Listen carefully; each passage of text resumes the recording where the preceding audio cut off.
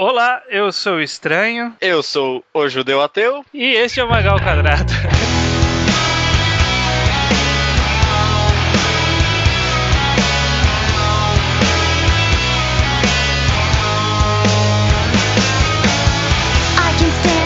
Judeu Ateu, estamos aqui pro podcast de número 70. 70?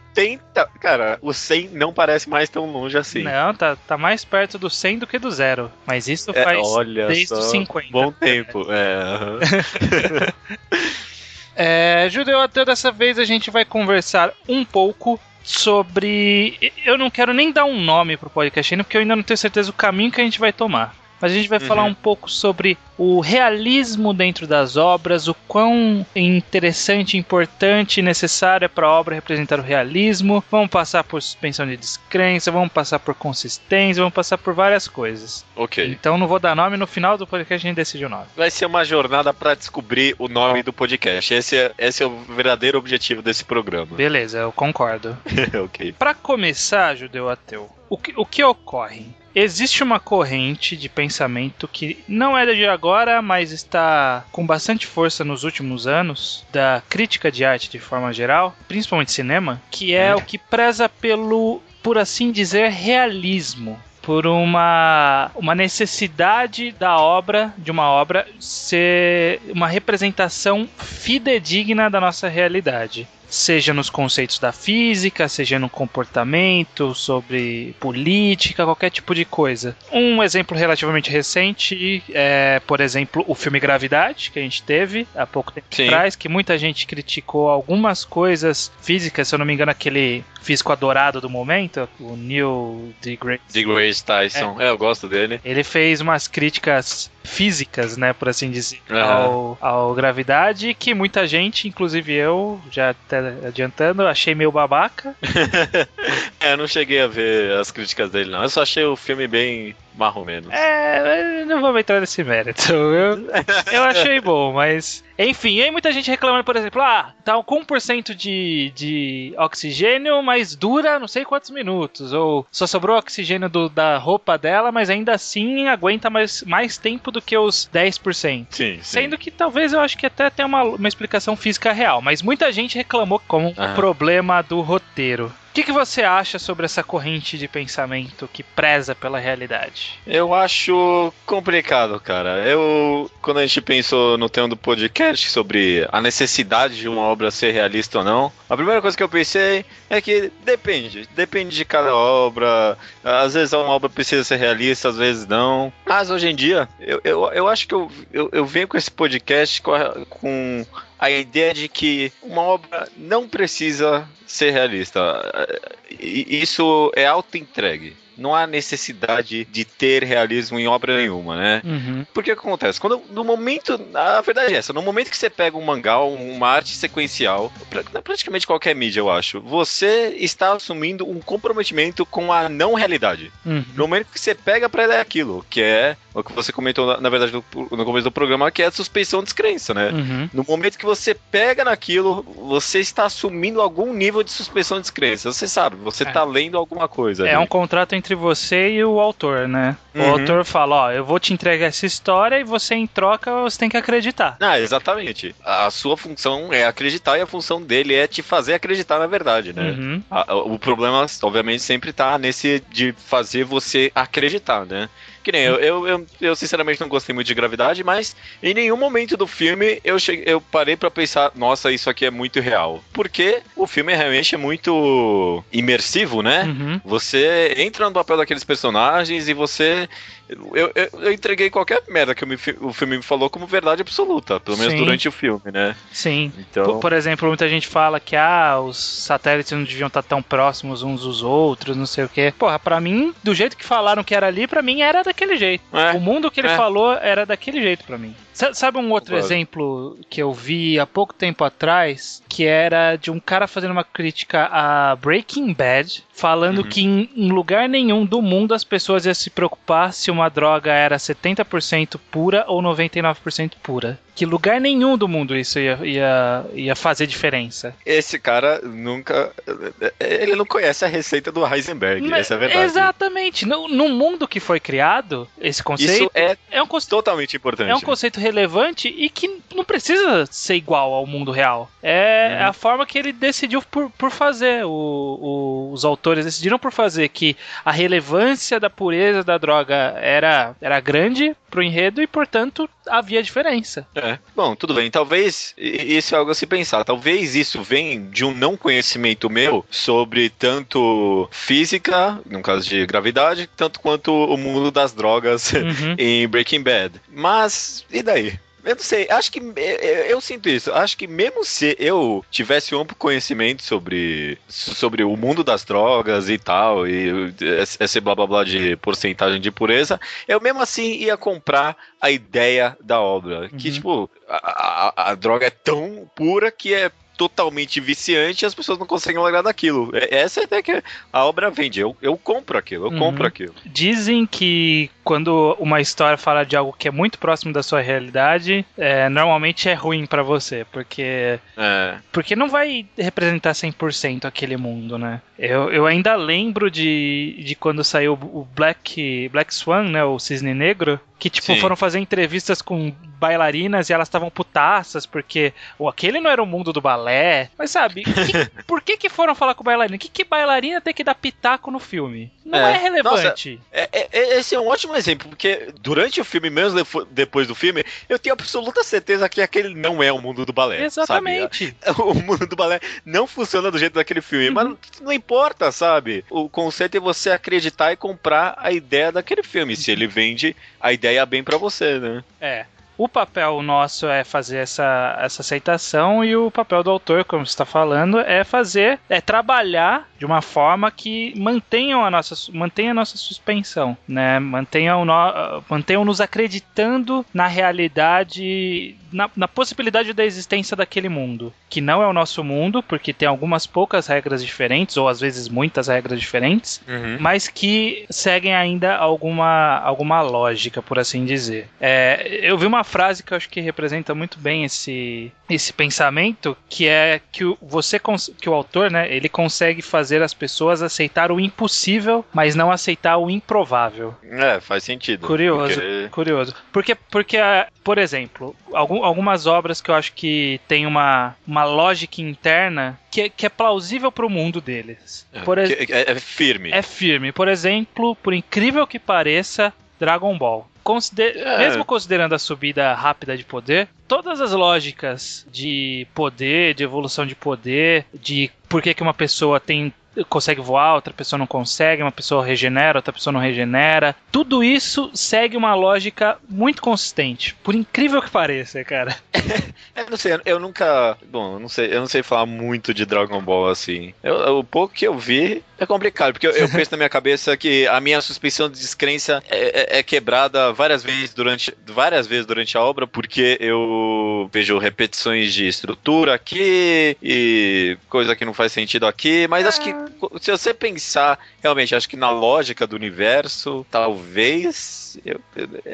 acho que sim. Vou pegar um exemplo que é melhor, então, de lógica de funcionamento do universo. Full Metal Alchemist. Ok. Full Metal Alchemist é ele tem um conjunto de regras estabelecidos naquele mundo que, obviamente, não fazem o menor sentido com a realidade. São impossíveis.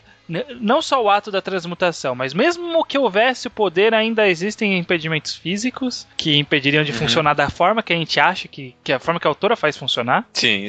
Mas ainda assim, dentro dele, há toda uma consistência, né? Ele foi construído com um conjunto de regras que a regra do jogo é mantida até o final. E quando se quebra essa regra do jogo, é explicado por que é quebrada a regra do jogo. Não, eu concordo. Tanto que durante Fullmetal a gente não presta muita atenção se quimicamente o que ela tá explicando faz sentido, sabe? Exatamente.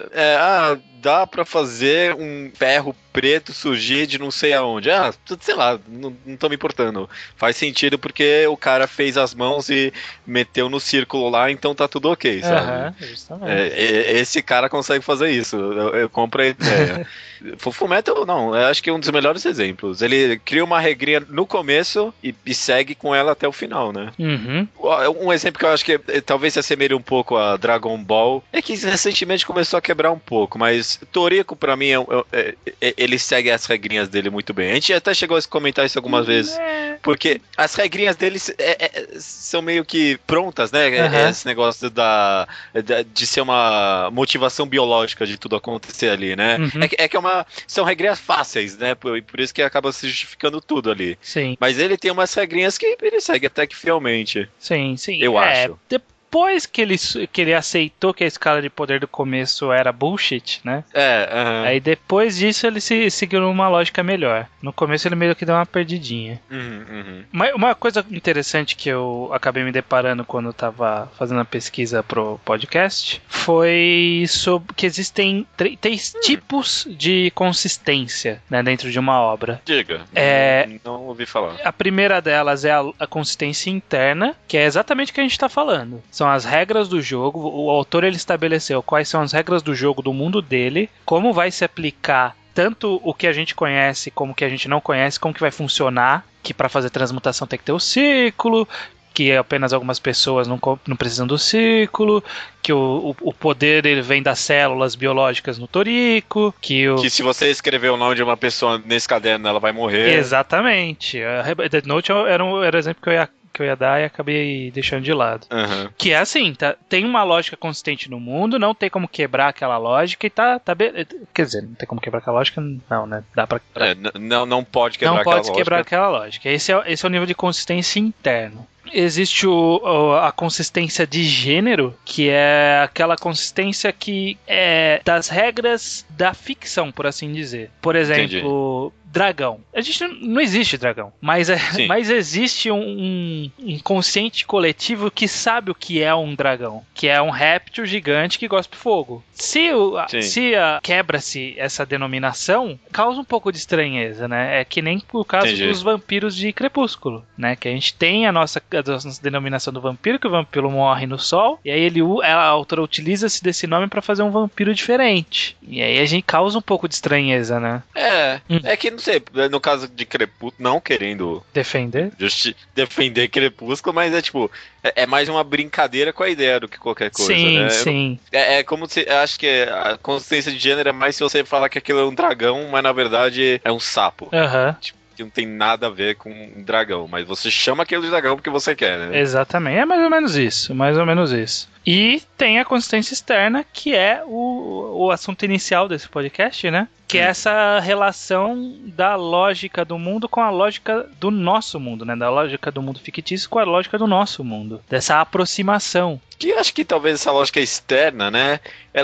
Ela conversa mais com a lógica interna do que parece, né? Acho que conversa bastante, na verdade, porque a gente só estranha a lógica externa quando ela não é justificada pela lógica interna, né? Então, deveria ser assim, né? A gente deveria reclamar de consistências externas se a consistência interna não justificar, né? Porque o que eu entendo como o funcionamento de um mundo, de uma obra, quando eu pegar uma obra qualquer, a primeira coisa que eu vou fazer eu estou transportando todos os meus conhecimentos do mundo real e toda a minha experiência de outras obras de ficção para dentro dessa história. O autor ele vai ter que ter o trabalho de me explicar o que não vai seguir. O que é diferente, né? Quais são os jogos diferentes? Então, por exemplo, Death Note. Eu estou considerando que eu estou no mundo real. Aí o autor fala assim, esse aqui é o mundo real, mas existem shinigamis e um caderno que mata pessoas. E a partir disso ele vai estabelecer novas regras que eu vou incorporar nesse mundo. Só que essas regras, elas já não fazem... O que ele colocou nesse mundo fictício não fazem mais parte do mundo real, que eu transportei pra dentro, entendeu? Eu acho que isso em Death Note faz bastante sentido, porque essa regra que é totalmente absurda, né, não faz sentido no mundo real, a gente leva com muita naturalidade, principalmente porque, é o motivo do mangá, né? O mangá foi feito pra isso. Mas os personagens porque a ideia do mangá é essa, tem essa lei e todo o resto é o mundo real concretíssimo, né? Tirando essa regra aqui, tudo é muito real. Essa é a ideia do mangá. Por isso que quando os personagens agem de uma maneira muito psicopática, né? Os caras sabem analisar 30 passos à frente vai acontecer, que na verdade é algo que acontece o tempo todo em mangá shonens, né? A gente nunca vê problema nisso.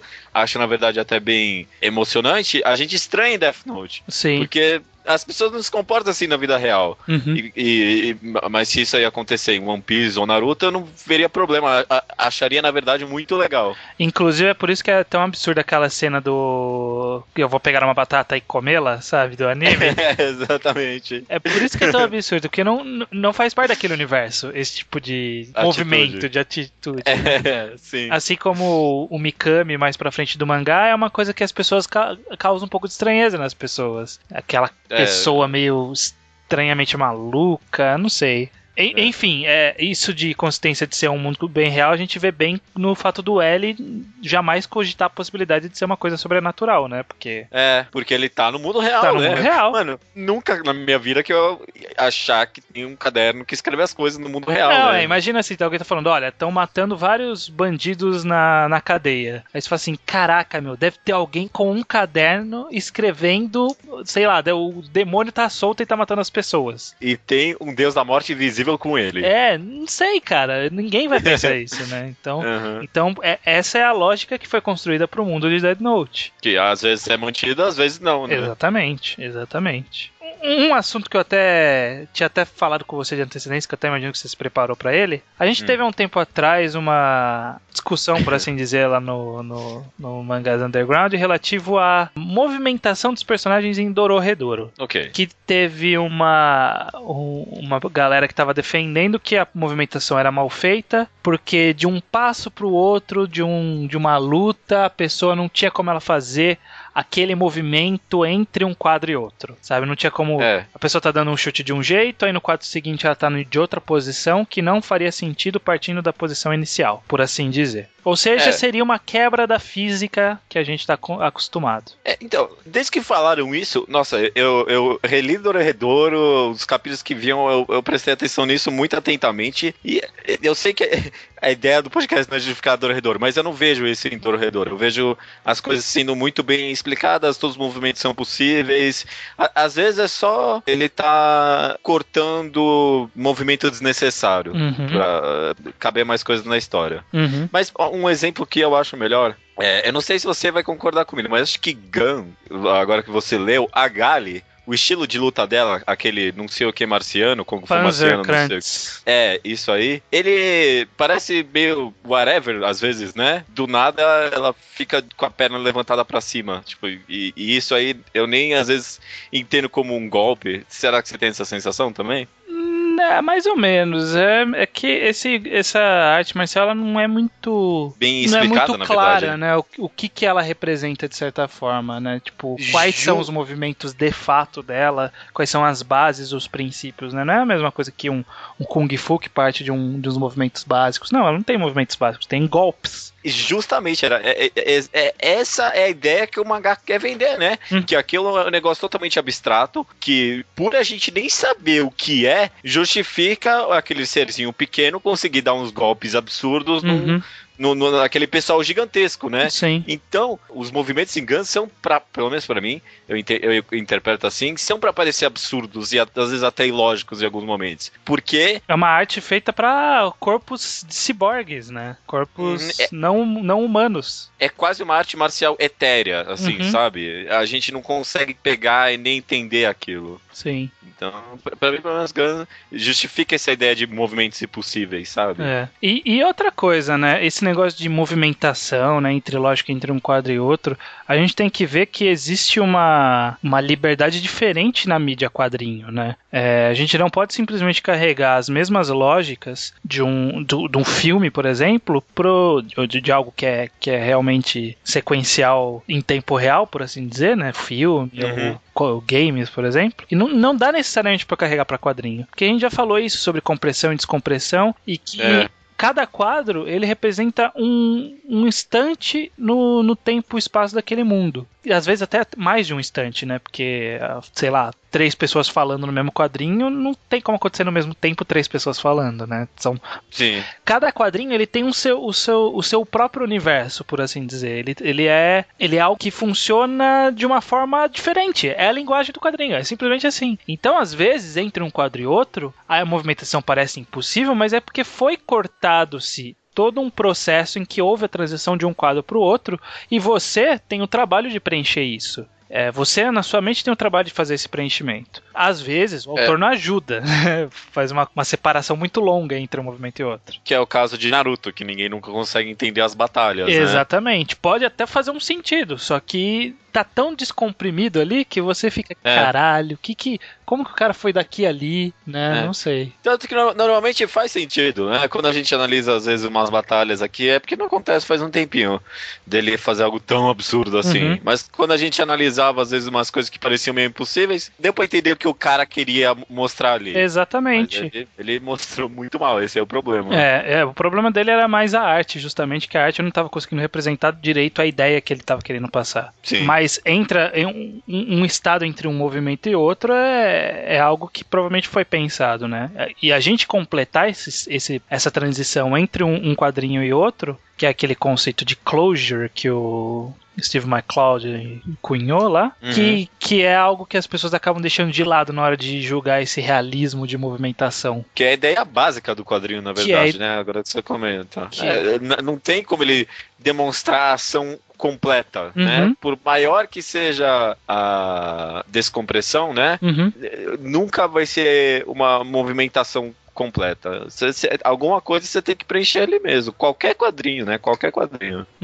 Então, eu acho que aí voltando na suspensão de descrença e em tudo isso, eu acho que essas questões específicas de física, de lógica com o nosso mundo, eu considero besteira partir dele para jogar alguma obra, né? Você tem que eu acho que a regra do jogo é a regra da consistência interna do mundo. Se o mundo permite aquela lógica, então tá certo. Tá certo.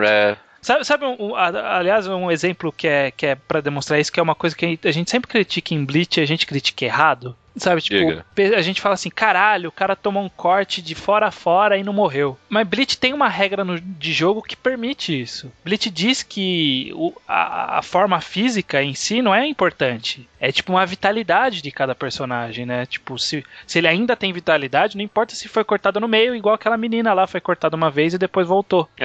Tem tudo aquele negócio de Reiatsu, né? Exatamente. Não sei o quê. Ele tem uma lógica por trás, mas a gente esquece na hora de jogar. E a gente joga errado. Talvez, viu? Talvez. Faz sentido o que você tá falando. Faz sentido, sim. Mas eu só pra constar, eu concordo com a sua conclusão.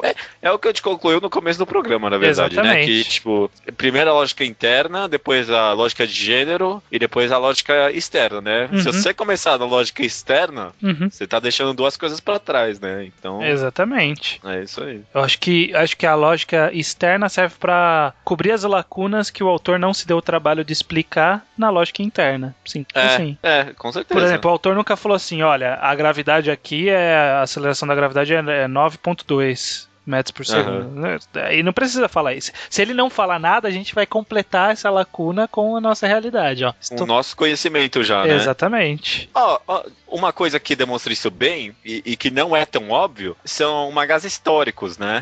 Porque, por exemplo, eu falei que eu já tive problema com Historie aqui. Sim. Que era um mangá histórico, ele tinha algumas regras um pouco absurdas, tipo, o cara lembrar de um passado da infância dele, ele tem uns instintos de guerreiros absurdos, e tudo bem, essa é a regra do jogo. Só que o autor constantemente também vende a regra de que aquilo é um mundo histórico, como é que eu vou dizer? Histórico realístico, né? Tá demonstrando ali como o mundo na Grécia Antiga era de verdade. Só que, tipo, quando você lê, não era assim a Grécia Antiga. Não é. Aquilo é totalmente real. Mas é algo que eu extraí de um conhecimento meu, do meu mundo externo, Sim. pro mundo interno dele, que não justifica, sabe? O mundo da Grécia Antiga não era assim. E isso me trouxe bastante problema. Sim, Sei lá, sim. tô falando isso. Não acho que você está errado em levar esse conhecimento, porque esse conhecimento seu da Grécia pro universo da história, porque ele carece, ele pede isso inicialmente. Só que se ele mudar alguma coisa explicitamente mudando, né, e não simplesmente ignorando o nosso mundo, sabe? Então não vejo problema. Agora, se ele realmente estiver ignorando uma coisa que é essencial e que vai fazer diferença na nossa concepção, de alguma forma, aí realmente tem um problema aí, né? Sei lá, talvez não dê o melhor exemplo, mas é como se no mangá histórico, não ironicamente, aparecesse um PlayStation 4 ali, sabe? Tipo, jogando o absurdo aqui. Não é uma lógica, por assim dizer, do mangá, mas é algo com conhecimento externo meu que eu concluí que não tá na lógica. Sim, é um absurdo. Sim. A gente aceita pela liberdade artística, mas ao mesmo tempo a gente tem que ver se a liberdade artística serviu pra alguma coisa, né? Se justificou-se essa mudança ou se não justificou-se, né? Ninguém é tão severo assim com o mangá histórico, né? Só quando é, tipo, que tá quebrando o tempo todo sem justificativa, né? Exatamente. Mas, enfim, eu acho que é essa a ideia. Suspenda a sua descrença e leve só pro mundo da história aquilo que o autor não te falou que não é daquele jeito. Maravilha, maravilha. Aí o nome do programa, a gente vai finalizar com o nome do programa? Ou... Qual que é o nome do programa? Consistência? Consistência é uma boa. Consistência e suspensão de descrença. Consistência e suspensão de descrença. Eu gosto de 2 nomes no título. Porque aí parece que a gente falou mais coisa do que de fato a gente falou. Maravilha. Even though I'm not there for you no more.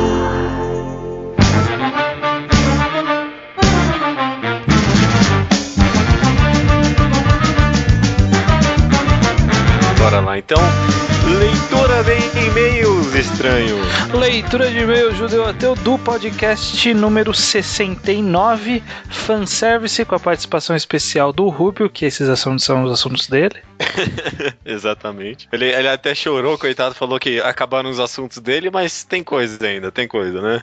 Já tem um tema que eu pretendo chamá-lo e não é de putaria. Antes de partir para os e-mails, o nosso e-mail, de onde são esses e-mails que a gente vai ler, é o mangaoquadrado@gmail.com. Para ele você pode enviar e-mail que a gente lê logo em seguida, né? Peraí que eu tô comendo. Sim, exatamente. Exatamente. Você pode enviar e-mails, sugestões, reclamações. Pode enviar e-mails de programas passados. A gente lê aqui na seção Slowpoke Report.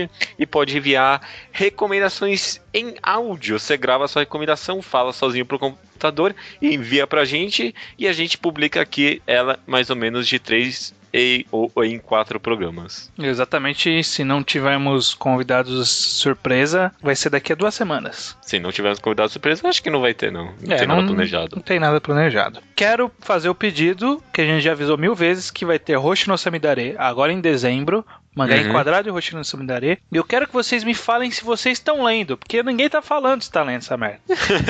É verdade. Um ou outro vem aqui de vez em quando e fala, comecei a ler, vou ler.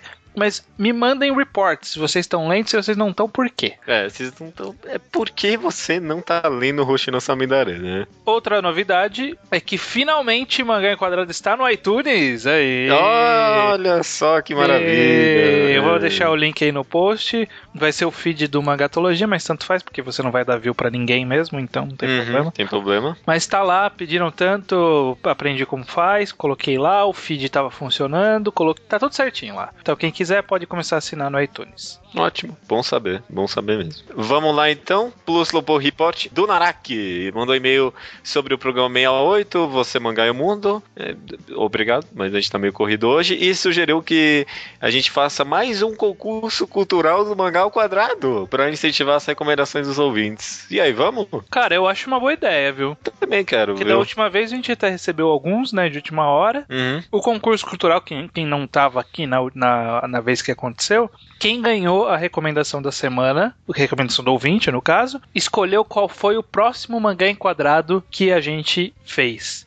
Então, a gente pode deixar isso pro próximo já agora, que tal? Bora. Vocês têm uma semana pra enviar uma recomendação do ouvinte pra gente. Se nessa semana a sua recomendação for a escolhida, você vai escolher o próximo tema do mangá ao quadrado. Ou se não o próximo, dá um tempo pra gente se preparar, mas no seguinte, né? Sim, com certeza a gente vai falar da obra que você escolher, porque a gente fez isso da última vez, quem eu foi a Lobo, que acabou participando do programa com a gente. Então, mandem e é esse. O concurso cultural tá novamente no ar. Ok, até a próxima semana. E um outro e-mail, Naraki disse que leu Witches e gostou bastante, né? Já que a gente tá aqui no Slowpoke Report.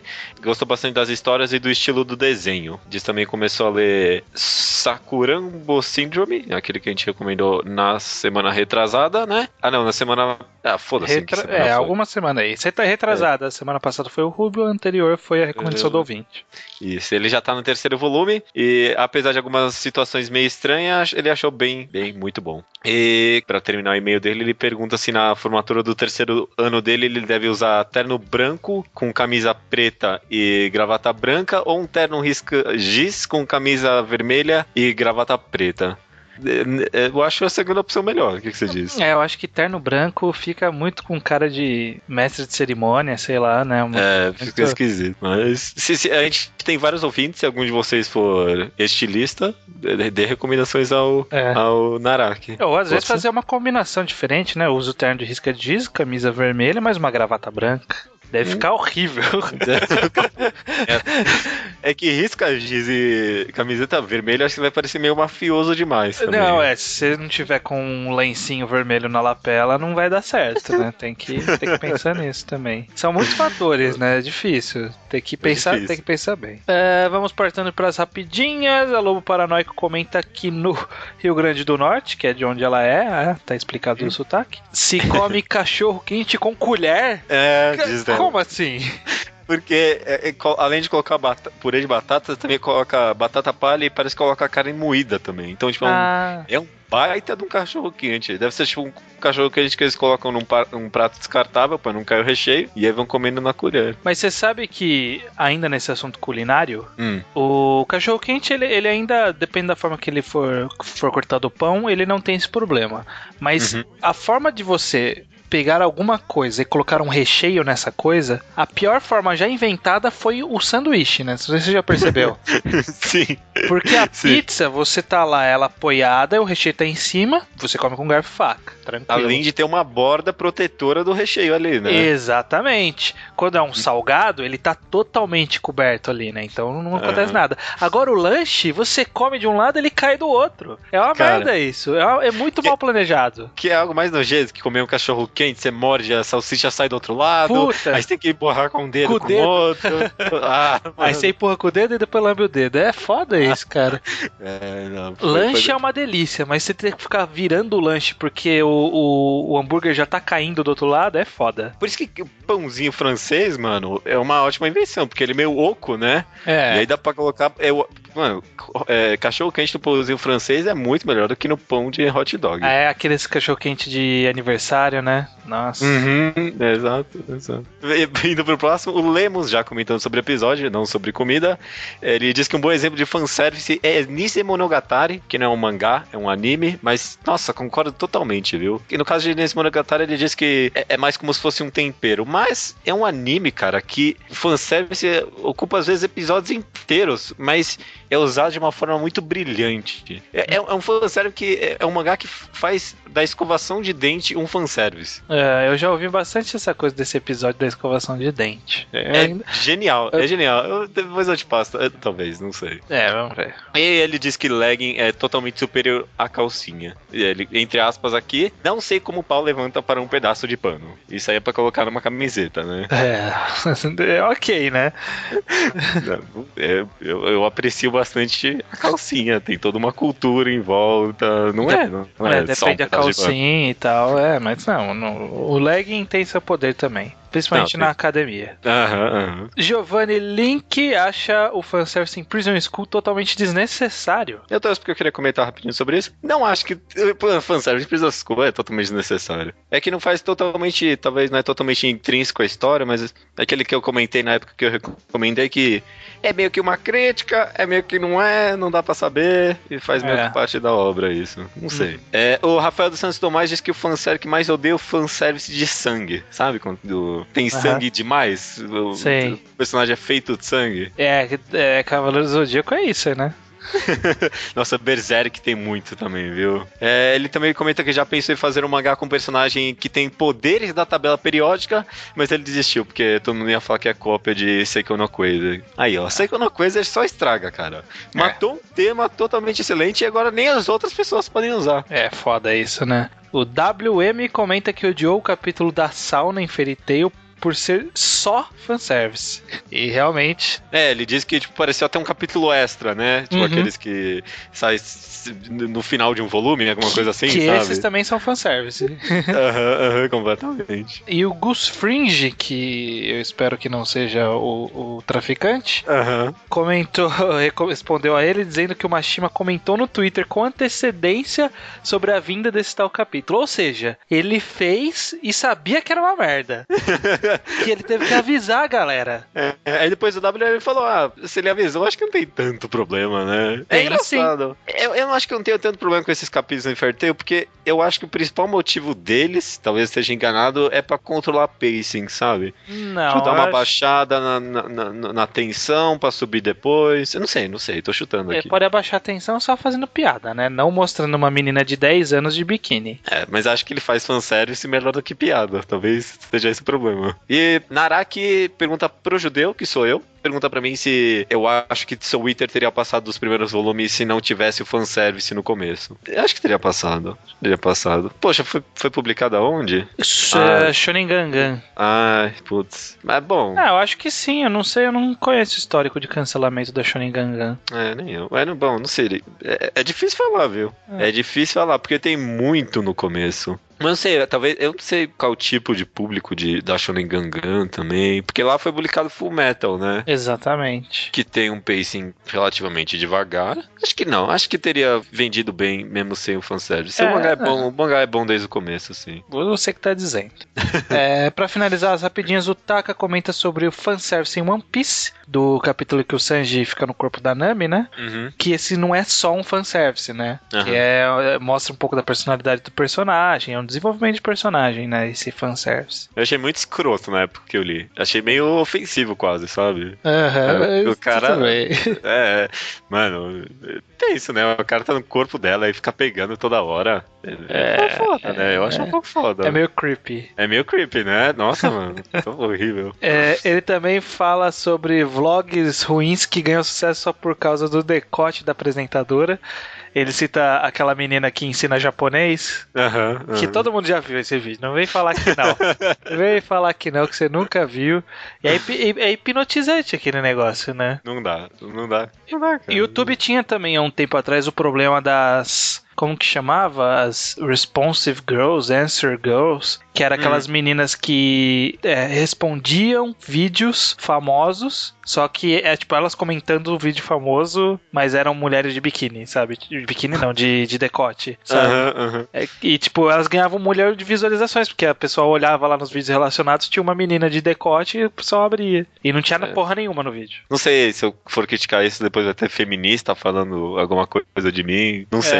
Okay. Não sei depois o que vai rolar. Indo pros e-mails e comentários maiores, daqui, tem o Thiago Lopes Sena, 18 anos, de Viçosa, Minas Gerais. Onde fica Viçosa? Não sei. Em Minas Gerais. Obrigado. Acho que ele diz aqui, acho que qualquer fanservice pode agradar a obra. Isto se ele for colocar no contexto lógico da história. Há muitas cenas de comédia que utilizam o serviço para o fã, mas mesmo assim as pessoas não reclamam. Isto porque ele é bem introduzido no contexto da cena e gera um bom efeito cômico. A gente comentou de leve, né, sobre fanservice e comédia, né? Enfim, ele continua. A putaria é complicada de se trabalhar porque é muito difícil acreditar num contexto em que a a tal cena possa ocorrer. Um exemplo é quando, no meio de uma batalha, a garota cai com seios no rosto da protagonista. Isso nunca acontece na realidade, portanto fica muito desconexo e dá impressão de vazio para a cena. Outra coisa que acontece muito é banalizar esse tipo de cena, colocando toda hora na história, aí não dá quem aguente. Agora, se o autor conseguir trabalhar o erotismo de uma forma bem incrível, é bem possível que o fanservice agregue valor à obra. Eu acho que até não é impossível que uma garota caia com os peitos na cara de alguém, mas eu acho que é impossível que isso aconteça a cada 10 minutos. Né? Essa semana eu li Fairy Tail e eu pensei nisso, porque, mano, o primeiro ataque um pouquinho maior que ocorreu, a menina lá, mano, já tava com tudo rasgado. Mano, compra uma roupa que dura, mano. Porra, né? Você tá nas batalhas, por que você não compra uma roupa que sirva pra alguma coisa, hein? E é só a roupa dela que rasga, né? Tipo, do Natsu, o cachecol dura até hoje. É verdade, e ele fica no fogo, e a roupa não queima, né? Ele fica no fogo, a roupa sai normal. Beleza, o Kaze K8888, ou Kaze, simplesmente Kaze, diz salve judeu, salve judeu e estranho. Salve. No e-mail dele ele pergunta se algum de nós leu Ichigo 100%, você leu? Não, mas me falam que é bom, né? Falam bem. Então, ele mandou o link de um vídeo dele falando sobre a obra, pra quem quiser ver. No e-mail ele comenta sobre a utilização do fanservice pela obra, né? Foi feita pra ganhar popularidade, poder sobreviver na revista, que é a Shonen Jump, né? O mangá saiu na Shonen Jump, e a gente sabe do sistema de popularidade, de cancelamento, sim, e que isso acaba sendo uma ferramenta bem famosa pra manter uma revista, uma obra em publicação na revista, né? Também sobre o mangá, o KZK8888 diz o seguinte, sobre Ichigo 100%. É uma espécie de novela tranquila de ler, divertida e com um final muito bom. E talvez essa diferenciação com relação aos outros fanservices se deva pelo fato de ser uma autora. O toque feminino provavelmente colaborou bastante em alguns pontos positivos da obra, como ter uma noção do que se passa na cabeça das mulheres através de diversas personagens femininas com perfis diferentes. Essa é uma coisa que eu nunca entendi a Mizuki Kawashita. Ela é uma autora feminina que faz mangás extremamente objetificando a mulher, cara. Eu nunca entendi direito isso. Mas falou que tem uma parte romântica bem forte, né? Nitaku também gosta bastante desse mangá. Eu não sei. Ele diz que é melhor que 20th Century Boys, então eu não vou pôr muita fé nessa. Agora eu já tô com o pé meio atrás também. Tudo bem. E pra terminar os e-mails, Rafsan, que na verdade é um comentário. Ele diz aqui, no caso de mangás mais submundescos, é mais difícil dizer se é fanservice ou não. Eu nunca li hentais com uma história que tenha uma importância, justamente porque o hentai é sexo, não precisa realmente ter uma história. No máximo uma desculpinha pra eles estarem ou chegarem naquele vamos ver. Ele diz aqui, agora se formos falar do Bara, que seria o hentai homossexual, acho mais fácil achar um que tenha enredo, com exemplos de alguns doujins mangá de Mentaiko, como Itai e Hamu and the Boy Who Cries Wolf, e as obras de Genkoro Tagami. Caraca, tá manjando bem, né? Tá sabendo. Aí eu fico um pouco confuso. Esses mangás são vendidos como se fossem hentais, com o objetivo o sexo gráfico, porém a história, principalmente em Itai, chega a ser mais importante que a cena de sexo. Então teriam fanservices essas obras? Então, o fanservice nessas obras é o enredo. É o enredo, né? Em hentais, o fanservice é o enredo, né? Você fala assim, nossa, olha só, tem uma coisa a mais aqui, então eu vou acompanhar essa obra, né? Tem um enredo. Não, às vezes, porque eu acho que em hentais pode ser que às vezes a história meio que contribua não para o enredo, e sim pra putaria, né? Uhum. Às vezes a história ajuda a você ficar com mais tesão pra aquele negócio. Não sei, tô falando aqui. Que você se identifica com... sabe aquela coisa de... Diz a lenda que a eterna busca de um homem é de achar alguma conhecida em um site pornô. Porque você é uma vizinha, uma amiga... Porque ao matarem você, ver alguma coisa pornográfica de alguém que você conhece. Por isso que as pessoas gostam de ver atrizes, sabe, quando sai uma foto de uma atriz, que a atriz às vezes nem é tão melhor do que aquela atriz pornô que você já viu pelada 1000 vezes. Mas como não é pra ter, né? Então, aí como é de alguém que é conhecido, tem uma coisa diferente ali, né? Então, talvez essa seja a ideia do enredo no mangá hentai, né? Tipo, fazer virar amigo daquela pessoa e quando você vê a putaria, você fala, olha! Eita porra, pode ser. Acho que o diferencial do hentai às vezes é isso, né? Tentar buscar pelo enredo suprir essa falta gráfica que ele tem, né? Beleza. Dito isso tudo, o podcast número 70 é o... Agora eu tô abrindo aqui essa porcaria. 70 não tem graça, né? Fala 70, então 70 de novo. Não, por favor, não faça isso. Não, olha só, 70 anos é o período de expiração de copyrights. Tipo, qualquer obra depois de 70 anos, de copyright do quê? Qualquer obra, De qualquer coisa. Vira domínio público, 70 anos. Eu acho que é 70 anos da morte do criador. Legal. Então quer dizer que o próximo, no podcast 71, o podcast número 1 já vai estar automaticamente em domínio público? Não. Se a gente fizesse um episódio por ano, né? Hoje em dia acho que já é meio que livre de copyright o mangá ao quadrado. A gente não tem, né? Acho que não, né? Que se tiver a gente já violou vários, né? Só com essa música que tá tocando agora e subindo o volume agora no fundo. Não, mas... Calma, essas tuas frases já não ofendem mais. Meu bate-sala já tem fiado. E se você quiser, saiba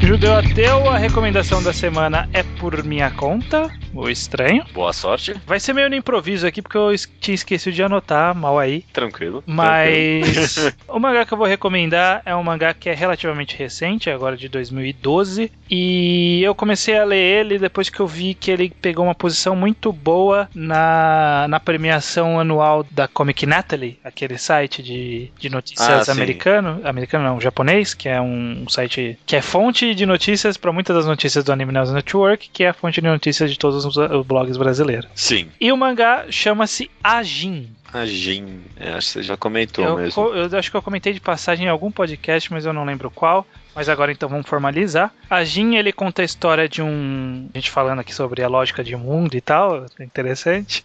Ele conta um mundo que é igual ao nosso mundo real e que em algum ponto de uma história recente descobriram-se a existência de algumas pessoas, na verdade de algumas criaturas. Criaturas não, são pessoas, né? Essa é uma discussão do mangá. Okay. Alguns humanos são imortais. E, tipo, eles sofrem ferimentos fatais e eles se regeneram. E são chamados de Ajins. E são poucos. No mundo acho que foi identificado 8 ou 9, tipo, uma quantidade muito pequena. E, obviamente, o protagonista da história, no começo do mangá, descobre que ele é um Ajin. Só que o que acontece? Os Ajins, eles não são algo que é querido. Uma vez que são descobertos, eles são capturados pelo governo para fazer experimento e tentar entender que porra é um Ajin. Entendi. E o mundo não considera o Ajin um ser humano. Na hora que descobre-se que é um Ajin, tipo, as pessoas não consideram como ser humano, consideram como um animal, como um outro ser. E a história basicamente gira em torno disso, né? Do personagem principal descobrindo que é um Ajin, e todo mundo descobrindo que ele é um Ajin, e ele tendo que sair correndo.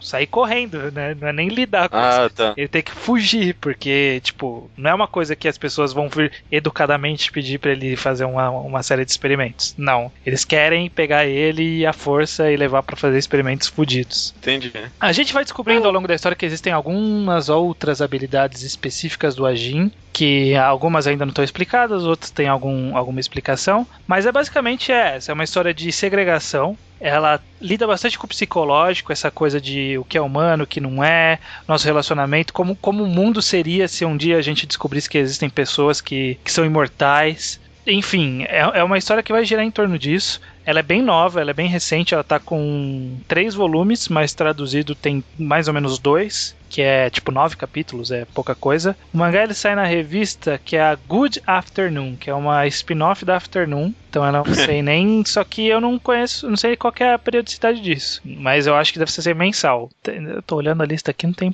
quase nada que salva nessa revista. É a mesma revista que sai Tepu, aquele mangá de MMA que todo mundo fala, todo mundo que não manja e não leu a Around the Merguro fala como que é um mangá bom de MMA. Sim. Eu tô tentando ver aqui também, não achei nada. Enfim, o mangá vai girar em torno disso, eu acho que é uma história interessante, ela é uma história bem sangrenta, as pessoas são imortais e não é no sentido Battle Shonen da coisa, que é tudo bonitinho, não, é tipo algo voltado mais pro realista mesmo. Não é incrível, mas eu acho que é interessante e por ter recebido uma cotação tão grande numa premiação japonesa, eu fiquei curioso. Eu acho que é algo interessante da gente estar antenado no que tá fazendo sucesso lá no Japão também. Então eu acho que tem vários motivos para alguém ler esse mangá. Eu sugiro que vão lá dar uma olhada. Eu me interessei bastante, viu? A sinopse convenceu bastante, essa sinopse, viu? De boa, eu me fiquei animado aqui. Esse eu acho que eu vou ler sim, viu? Adin. Eu não vi a arte dele, parece bem. É o meio termo entre um dark. Não sei. Pelo que você escreveu da história, parece que a arte consegue demonstrar esse feeling meio bem. Sim. Só vendo aqui por cima. Ao mesmo tempo que ela tem bem legal. Ao mesmo tempo que ela não é realista, ela é bem carregada de escuros, né, de tons escuros, então ela dá um clima bem interessante pra história. E eu não quero falar porque é um spoiler, mas existe um Battle Shonen famoso aí, que tá na boca da galera hoje, que eu acho que a Jin é algo semelhante ao que seria se esse Battle Shonen fosse no mundo real. Quem leu vai descobrir qual que é. Vai ter que ler pra ver qual que é essa relação que eu fiz. Tá ok. Agora eu me interessei mesmo. Beleza. A aposta tá feita. A aposta tá feita. Então, leiam, vão dar uma olhada, é bem curtinho, mandem bala. A Jin. Dito isso, Judeu, até semana que vem? Com certeza até semana que vem. Beleza, com certeza é muito pesado, né? É forte, né? Não, vai dar tudo ok. Beleza.